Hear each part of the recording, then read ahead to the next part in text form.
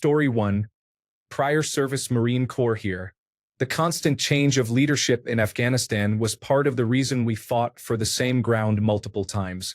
New command, new strategy. The first general would surrender a hill, and the next would want that same hill 6 months later. The constant rotation of commanders was necessary so that each one could receive a commendation and write a book about their success in war. The need for effective leadership in the military cannot be overstated, but that leadership must be multifaceted, with a focus on mission accomplishment. Not just a banner claiming success, but actual achievement. There must be accountability. What we have is a rotation and a pipeline to the level of general. It should require extraordinary feats by extraordinary individuals who can earn public trust to reach that level, not a mere rotation or a line of people waiting their turn. There is inefficiency to address, but in that urgency to streamline, we must not remove what is vital to the endurance of liberty. Story 2. Americans, how do you feel about the firing of 20% of 4-star generals? I believe the Pentagon failed to effectively defend against the Kremlin's psychological and hybrid warfare. Furthermore, the entire population seems to have abandoned their civic duty to engage intellectually. Instead, many have consumed the narratives propagated by various entities and adopted patterns of outgroup hostility conditioned by these fictional storytelling methods. Americans have not only neglected their responsibility to educate and support those affected by misinformation, but have also inadvertently amplified the dehumanization and mockery propagated by these tactics. People have embraced the tactics of the enemy, promoting divisiveness and conflict within their own society without any resistance to external threats. Anti-goodness, anti-understanding, mockery, anti-empathy, and hatred have become pervasive. Social media has significantly impacted our nation's discourse. Story 3. Worth noting that he has already fired the top lawyers for each branch of the military. These individuals advise on the legality of orders. Relevant quote from the Secretary of Defense. Hegseth told reporters Monday that the removals were necessary because he did not want them to pose any obstacles to orders given by a commander-in-chief. He has done the same with the Federal Bureau of Investigation, Central Intelligence Agency, National Security Agency, Department of Justice, and Department of Homeland Security. It is a coup. Story 4. Not an American, but I learned some new relevant information. I didn't realize there are only around 40 total 4-star generals in the US military, so a 20% reduction is only about 8 people. I'm going to go out on a limb and say Trump knew which 8 people he wanted out a long time ago. Story 5. I am very worried because he is going to replace them all with yes men who will likely approve his most extreme ideas without question. There will be no more checks on his power and no more military leaders who will prioritize the country and the Constitution over the whims of a would-be dictator. Story 6. One thing you'll notice is they are systematically removing as many non-white individuals and women as they can from senior military and executive leadership. These individuals are very much segregationists who believe that anyone who is not a white man is presumptively unfit for command. Story 7. By a commentator from Fox and Friends, do not forget this decision is not being made by someone who understands the military or the reasons for the current situation. Additionally, please be aware the military is constantly audited by qualified individuals who help determine why and what is needed to maintain our trillion-dollar annual investment. Story 8. The goal is to eliminate the senior-level gatekeepers.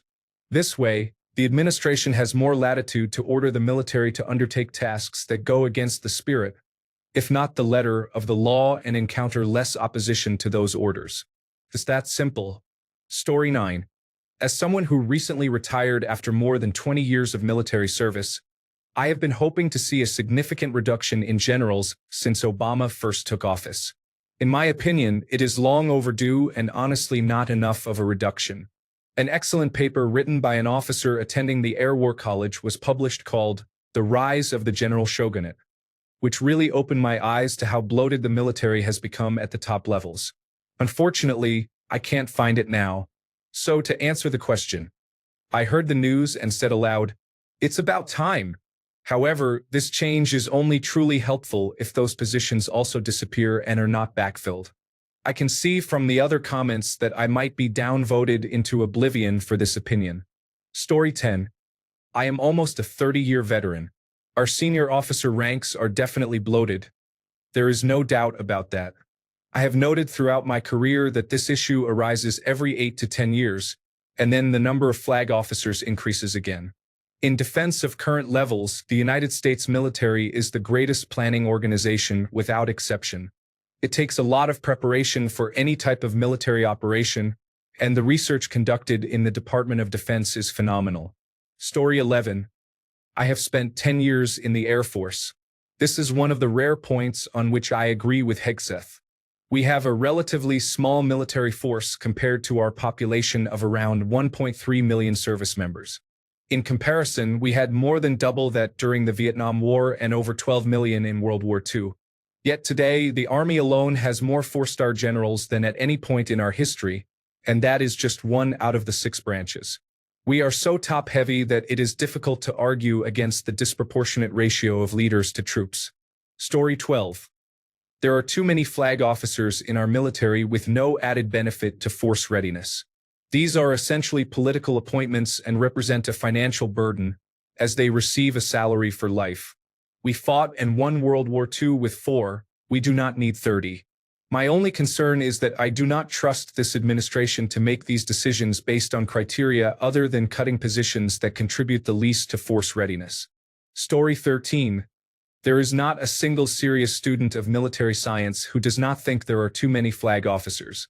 We have more now than during World War II when we had millions of service members in uniform. Story 14.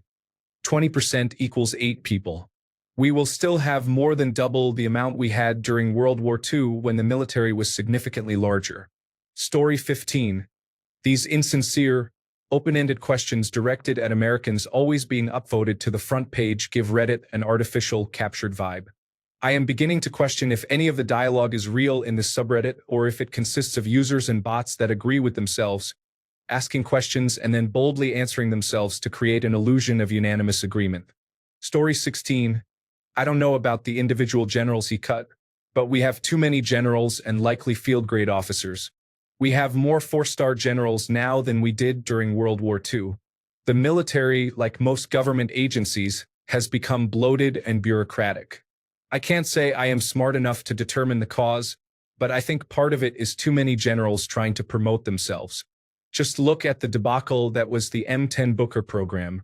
For reference, a major in the Army built the Panama Canal.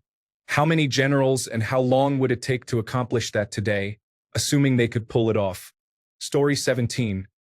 It's a build-up to removing individuals who will oppose him when he declares martial law. Story 18. Not unexpectedly, Russia will use its agent in the White House to cause as much damage to American command structures as possible, along with everything else they can reach. Story 19. I feel like it is a purge so Trump can install only loyalists to use the military against American citizens. Story 20. Not a purge. As a former member of the military, there is a lot of inefficiency at the top. Underperforming individuals need to be addressed, and it is long overdue.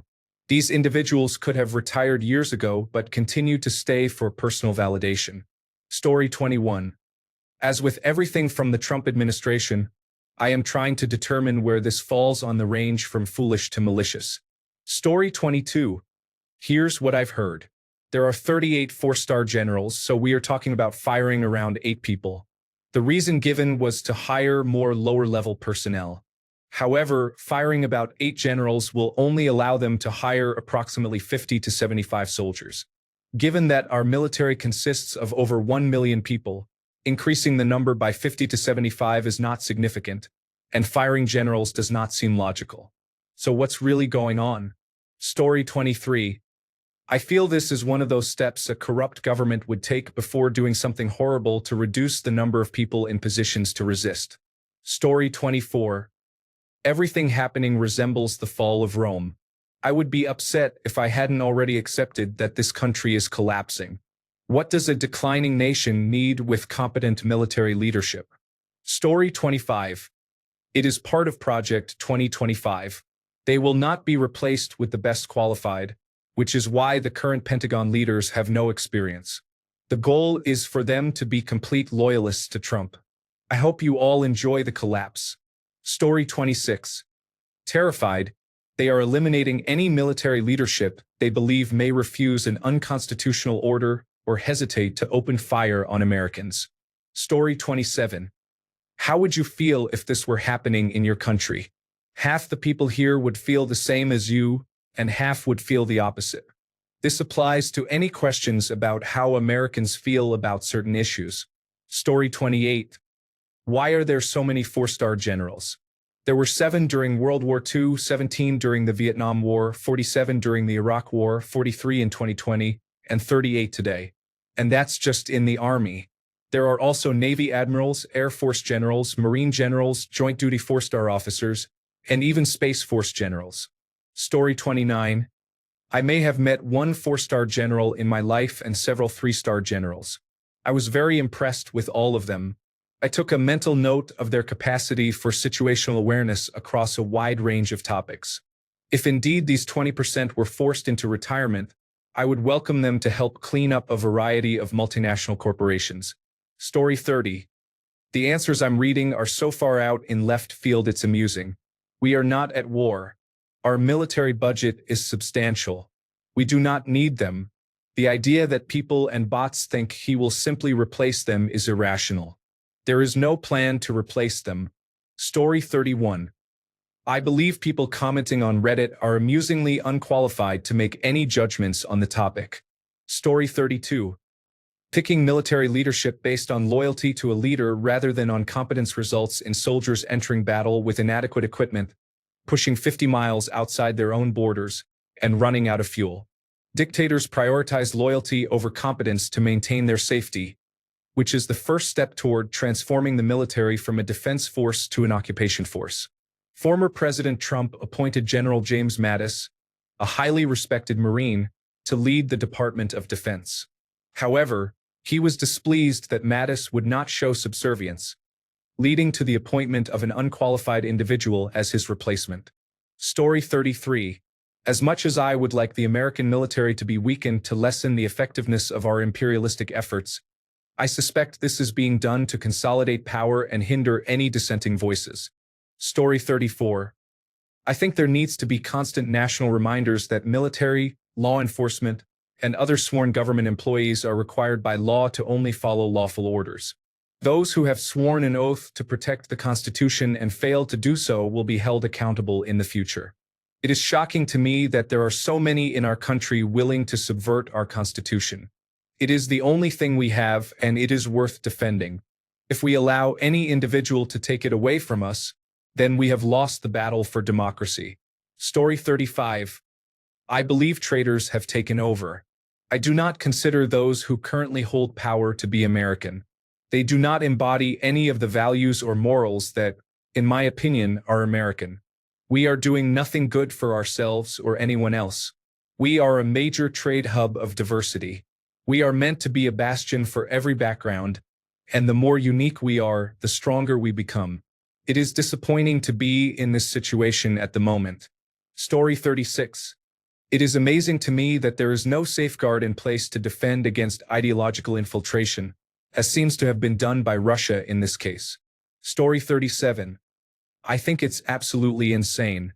They are replacing competent employees with individuals who will do Trump's bidding without question. Story 38. It is important to ensure that organizations do not become top-heavy, with too many upper managers competing for control.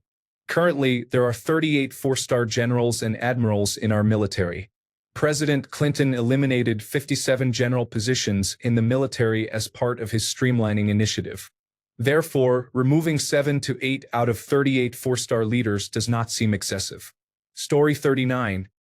I think it's just another sign that proves we are headed toward dictatorship. It makes sense to consolidate military leadership among the loyalists or those who are less experienced and unlikely to question orders. I am a Marine Corps veteran, and I am concerned about what is coming next. I find comfort in the integrity maintained by Marine Corps leadership.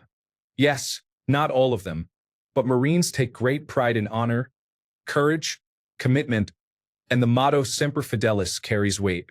For those of you who are scared like I am, if and when troops are deployed to cities during protests and riots, Reach out to your family and friends in the military and remind them of their oath.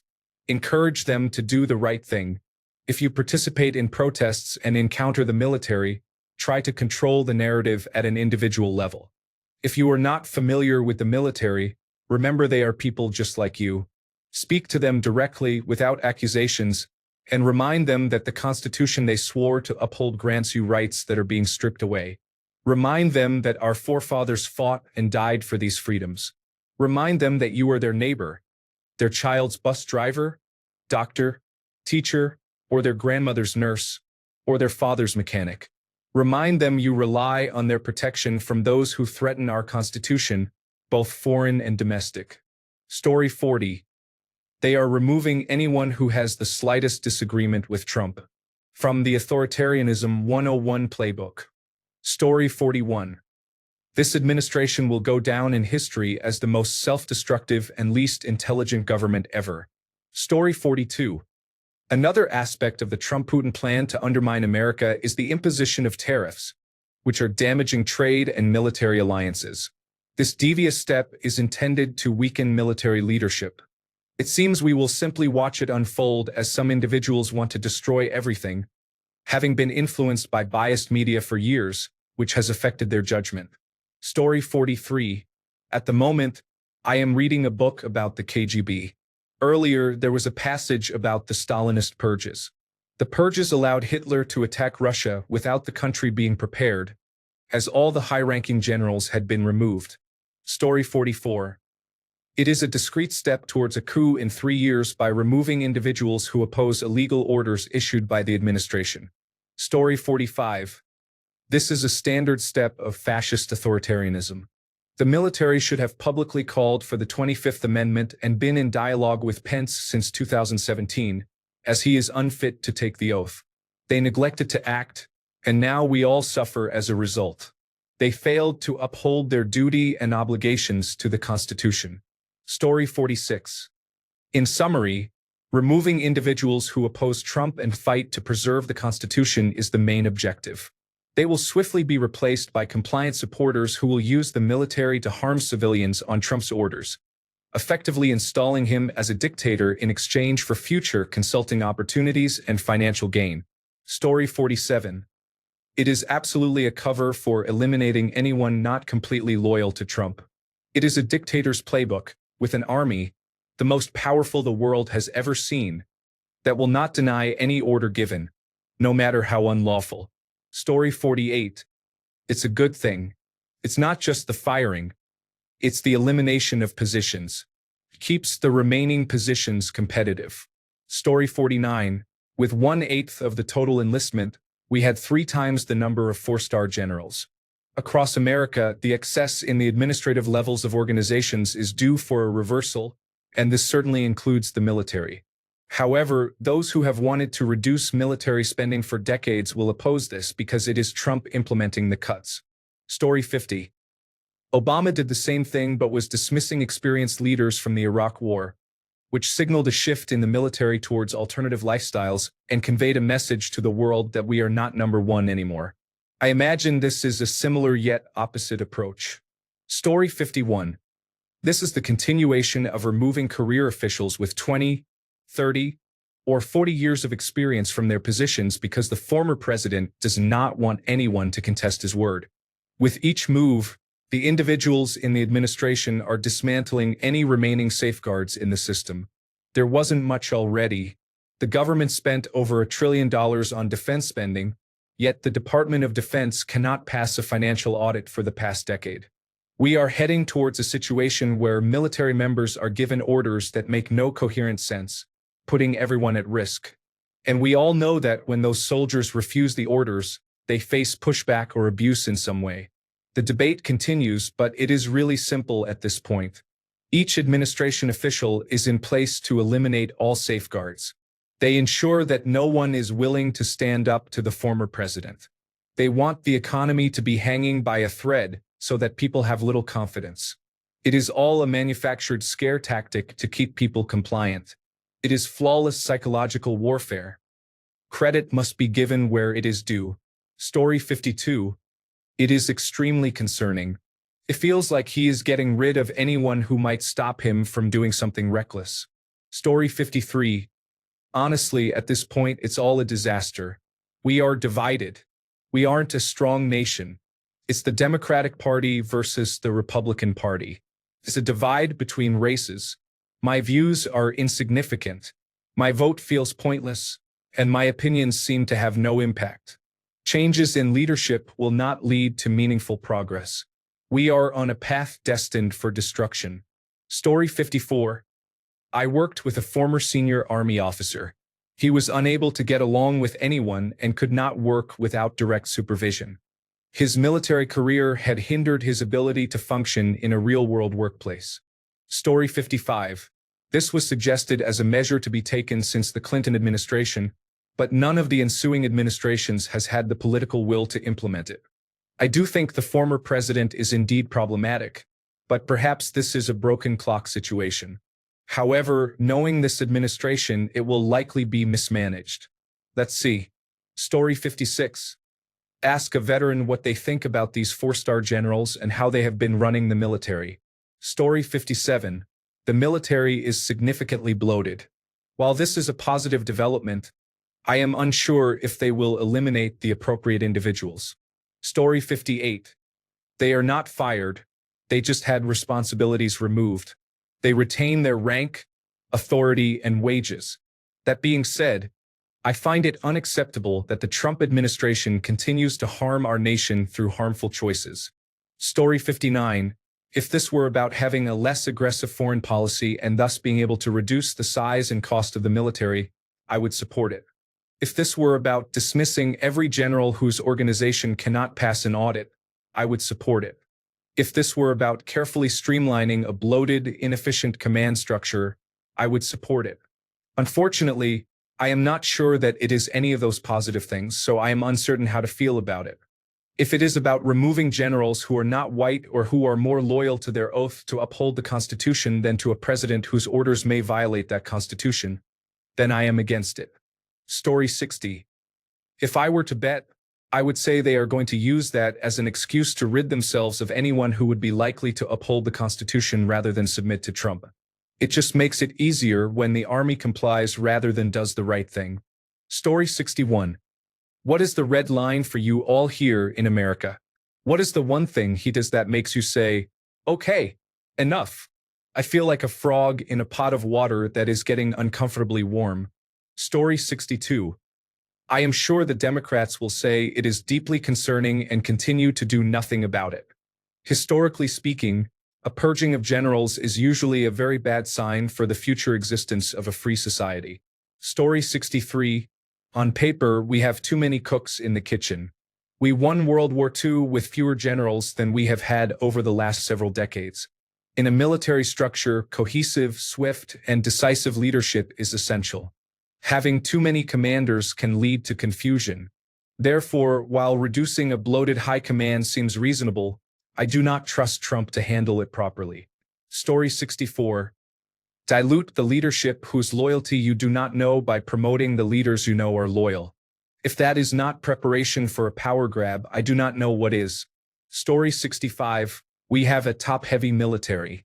All of those four-star generals couldn't defeat the Taliban in 20 years despite having the best military in the world.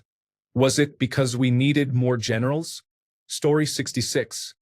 I believe we should spend significantly less on defense. I am uncertain if this is the right approach, but I do know that President Biden should not be the one making these decisions. Story 67. It allows for more funding from taxpayer dollars to be directed into military contracts with companies whose stocks are owned by Congress members and other influential figures. I understand why they want to do it, aside from the fact that fewer people with actual knowledge of the field are informing the media personalities in charge that they are wrong. It is always about enriching themselves, both in power and money. Story 68. Purge. The word is purge.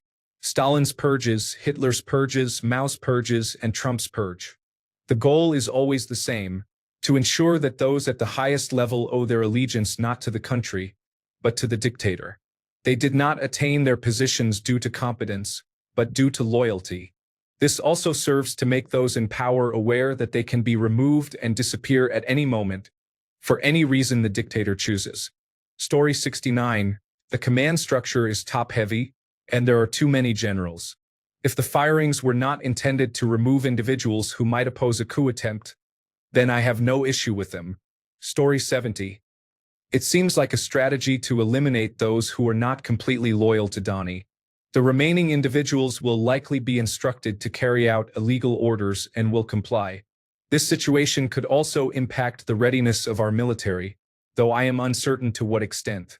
Immediately following this, there may be international military actions that we would typically respond to, but we may be unable to do so since senior staff members with the necessary expertise have been removed. It appears that this should be done gradually to prevent any gaps in the military's readiness. However, it is unlikely they will proceed slowly, which could leave the United States vulnerable. Story 71. Prior service Marine and history major. In a typical situation, there are many reasons why this would be considered necessary. We have just concluded a chapter of 40 years of American involvement in the Middle East. A reasonable argument can be made for a reduction of force. That said, Donald Trump and Pete Hegseth are not making rational arguments or decisions. Instead, they are targeting minorities and impulsively dismissing individuals who speak truth to power. Historically, that has never ended well. The most recent example would be the conflict involving Russia and Ukraine. A team of sycophants can place you in a difficult situation, even with the best of intentions. In my experience and understanding, the leadership of the American military is stronger and more disciplined than that. However, absolute power corrupts absolutely. Story 72. They are doing this so Trump can order the military to be used against United States citizens. It was a loyalty test. Story 73. Why not let go of the individuals who have consistently demonstrated excellence in their roles? I suppose it's not within the budget. It is clear that he is removing anyone who is not loyal to him over the Constitution.